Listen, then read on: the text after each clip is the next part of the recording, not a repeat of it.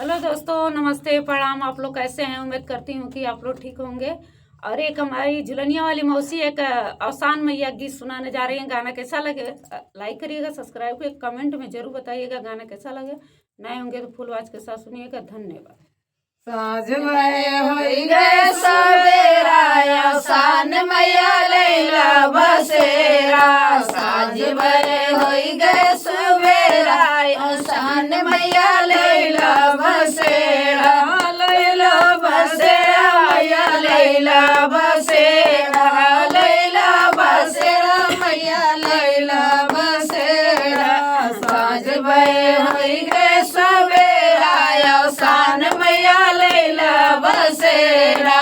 साँझ भये होई गए सवेरा, आसान मैया लैला बसेरा।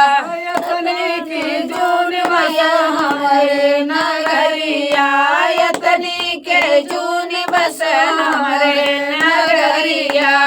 ऊंचे पहाड़ों पर डेरा, आसान मैया लैला बसेरा। ऊंचे पहाड़ों पर डेरा, आसान मैया लैला बसेरा। साँझ भये होई गए सवेरा, आसान मैया लैला बसेरा। निबिया के डार मैया झलुआ छोड़ई में, निबिया के डार मैया झलुआ छोड़ई में, निबिया के डार मैया झलुआ छोड़ई में। मारे पौन झकोरा, आसान मैया लैला बसेरा। पेन मारे पौन झकोरा, आसान मैया लैला बसेरा। मारे पौन झकोरा, आसान मैया लैला बसेरा। साँझ भये होई गए सवेरा, आसान मैया लैला बसेरा।